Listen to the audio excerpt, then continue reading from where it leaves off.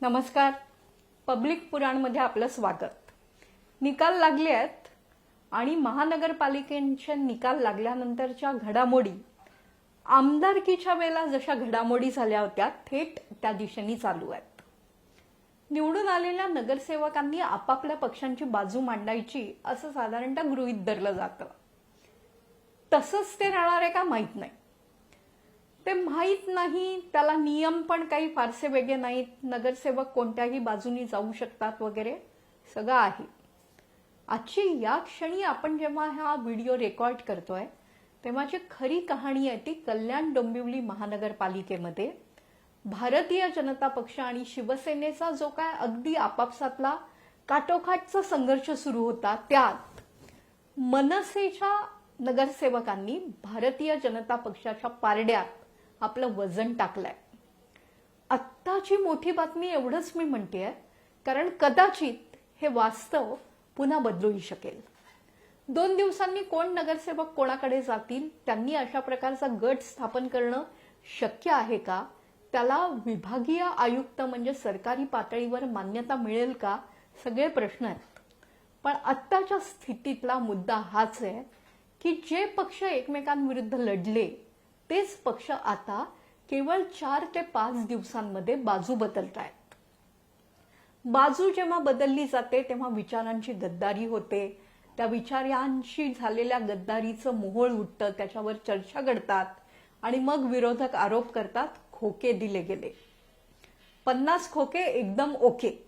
हा शिंदे सरकारच्या काळामधला शिंदे जेव्हा 40 आमदारांना बाहेर घेऊन गेले आणि मातोश्रीच्या विरोधात त्यांनी यशस्वी बंड केलं तेव्हाचा महाराष्ट्रभर गाजलेला टोमणा वजा नारा होता. 50 खोके एकदम ओके. आज त्याचं स्मरण व्हायचं कारण एवढंच आहे की महानगरपालिकांच्या निवडणुकीत देखील अशी देवघेव मागून चालू आहे का. जो कोण पक्ष बदलतो ना तो अत्यंत नम्रपणे जनतेच्या भावनांना साथ घालत त्यांना विनम्र अभिवादन करत म्हणतो वॉर्डाचा विकास व्हावा यासाठी मी पक्ष बदलतोय किंवा आघाडीला एक वेगळं रूप देतोय. आता वॉर्डाचा विकास म्हणजे त्याच्यासाठी निधी लागतो. हा निधी येत असतो. सरकारचं कर्तव्य असतं हा निधी द्यावा. विरोधातल्या वॉर्डांना देखील निधी देणं आवश्यक असतं.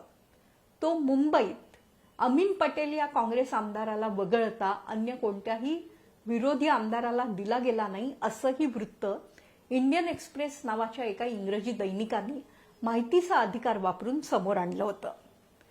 मग आता ठीक आहे, निधी मिळणार आहे, विकास होणार आहे, मान्य करू. पण जी मंडळी अचानक बाजू बदलून ज्यांच्या विरोधात लढली होती त्यांच्याचकडे जाऊन बसली, यामागचं खरं राजकारण काय. महाराष्ट्र नवनिर्माण सेनेनी कल्याण डोंबिवलीचे पाऊल उचललं आणि ते शिंदे गटाकडे गेले. तसंच मुंबई महानगरपालिकेतही व्हायची काही शक्यता नाही ना. राज ठाकरे यांनी राजू पाटील यांनी डोंबिवलीत जो काय निर्णय घेतला तो मान्य केला आहे का अजून कळायचंय. मात्र पक्षाचे अतिशय महत्वाचे नेते बाळा नांदगावकर आणि संदीप देशपांडे यांची भूमिका लक्षात घेता पक्षाने स्थानिक नेत्यांचा हा निर्णय मान्य केलेला दिसतोय. तेच जर साधारणतः वागण्याचं एक टाईप पॅटर्न असेल तर मुंबईत पण काही वेगळं घडेल का. मुंबईत मराठी माणूस एकत्र आला आणि ठाकरे बंधूंच्या मागे उभा राहिला. उद्धव ठाकरे यांच्या 20 जागा कमी झाल्या पण ते या हरण्यातही काहीसे मराठी मतांबाबत तरी जिंकले. भारतीय जनता पक्षाचे निवडून आलेले मराठी उमेदवार 60 आहेत. 60% तर नक्की आहेत. पण तरीही काही वेगळी भूमिका मराठी माणसांनी न घेता ठाकरे ब्रँडच्या मागे उभं राहणं पसंत केलेलं आहे. आता जर त्यातून बाहेर पडून किंवा वेगळं काहीतरी वर्तन करून बाहेर पडणं ही खूपच पराकोटीची भाषा आहे, तसं काही होणारही नाही. पण उद्धव ठाकरे यांना नाराज करून जर राज ठाकरे यांचे अनुयायी शिंदे गटाला समर्थन देत असतील तर ते भावाभावांमध्ये काही नवा अध्याय तर निर्माण करणार नाहीये ना. की स्थानिक पातळीवर जो निर्णय घेतला गेला तो राज ठाकरे यांना माहिती नव्हता, मान्य आहे की नाही हा पुढचा प्रश्न आहे. अशाच प्रकारचं जर वर्तन सुरू झालं तर नगरसेवक कुठेही जातील. आज ते ज्या पक्षात आहेत त्या पक्षाला सोडचिठ्ठी देऊन उद्या ते नव्या पक्षात जातील. नगरसेवक अशाच पद्धतीचं वागत असतात. कायदे पण त्याबद्दल फारसे स्पष्ट नाहीत, हे वास्तव आहे. पण सर्वात महत्वाचा मुद्दा म्हणजे राज ठाकरे यांच्या मनसेला आता उद्धव ठाकरे यांना शत्रुवत वाटणाऱ्या पक्षांची हातमिळवणी करायला हरकत वाटत नाहीये का हा. राज ठाकरे मोठे नेते आहेत, आपण वारंवार नमूद करत असतो. महाराष्ट्राच्या प्रगतीचा पट त्यांनी जो काय आकारला, साकारला, त्याला तोड नाही हे मी वारंवार नमूद करत असते. पण राज ठाकरे यांना याही निवडणुकीत अपयश मिळालं. उद्धव ठाकरे यांच्या तुलनेत महाराष्ट्र नवनिर्माण सेनेचे निवडून आलेले नगरसेवक संख्येनं कमी आहेत. त्यांनी जागाही कमी लढवल्या होत्या, पण स्ट्राईक रेटमध्येही राज ठाकरे मागे पडले आहेत. त्यामुळे मग मनसैनिकांची मतं ठाकरेंच्या शिवसैनिकाला गेली, पण ठाकरेंच्या शिवसैनिकांची मतं मनसैनिकांना, उमेदवार असलेल्या मनसैनिकांना मिळाली की नाही हा एक नवा प्रश्न आहे. या नव्या प्रश्नाच्या उत्तरामध्ये कदाचित 3-4 महिने गेले असते, पण अचानक कल्याण डोंबिवलीमध्ये घेतल्या गेलेल्या निर्णयामुळे आता आम्हाला वावडं नाही असा नवीन मुद्दा पुढे आलाय. कल्याण डोंबिवलीची गोष्ट इथेच थांबत नाहीये. डॉक्टर श्रीकांत शिंदे, उपमुख्यमंत्री आणि माजी मुख्यमंत्री एकनाथ शिंदे यांचे पुत्र, अर्थातच एकुलता एक असलेल्या या मुलाची प्रगती व्हावी याची शिंदेंना आस आहे. राजकारणातल्याच काय, जीवनातल्या प्रत्येक वडिलांना आपल्या मुलांनी पुढे जावं असं वाटत असतं.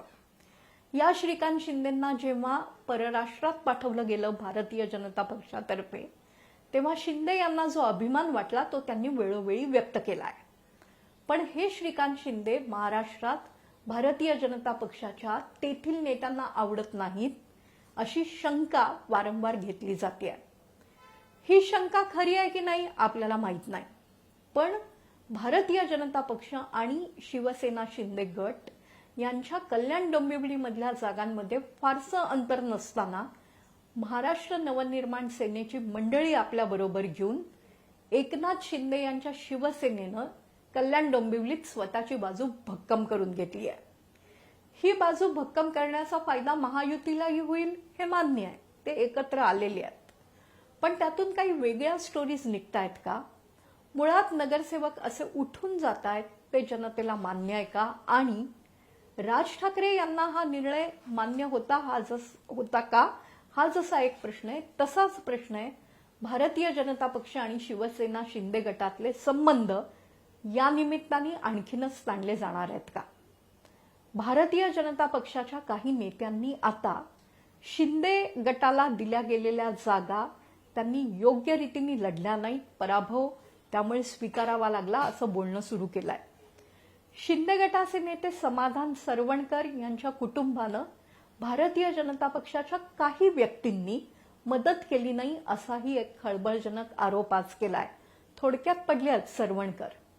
तो भारतीय जनता पक्षावर नाही, एका विशिष्ट गटावर आहे असं सकाळी भाजपने म्हटलं. आता कल्याण डोंबिवलीमध्ये नगरसेवकांची संख्या अचानक वाढल्यामुळे हा महायुतीचा विजय आहे, श्रीकांत शिंदे यांची ताकद म्हणजेच महायुतीची ताकद आहे असं बोलणं तरी सुरू झालंय. पण भारतीय जनता पक्षाला खरंच हे आवडलं आहे का? आणि दुसरा आणि त्याहून महत्वाचा प्रश्न म्हणजे कल्याण डोंबिवलीत जे झालं ते मुंबईतही होणार आहे का? मुंबईत राज ठाकरे आणि उद्धव ठाकरे यांनी एकत्र येणं हे लिहिलेलं स्क्रिप्ट होतं असे मोठे मोठे भाष्यकार बोलतायत. खरं तर दोन भाऊ एकत्र मराठीसाठी आले आहेत, ते कोणाहीमुळे एकत्र येणं शक्य नाही असं जनतेला वाटतंय. हे पुराणच पब्लिकचं आहे, आपण बोलतोय ते. पण खरंच अशा प्रकारे काही ट्रोजन हॉर्स सारखं काही झालेलं आहे का?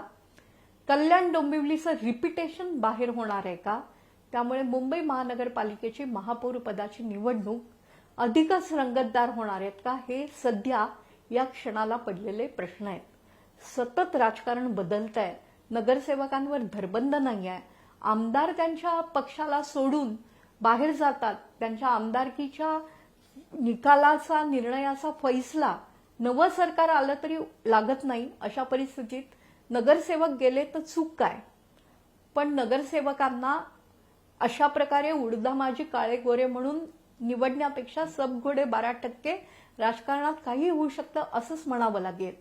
पण आत्ताच्या क्षणाचा प्रश्न आहे की कल्याण डोंबिवली नंतर भारतीय जनता पक्ष आणि शिवसेना शिंदे गट यांचे संबंध आतमध्ये ताणले जाणार आहेत का?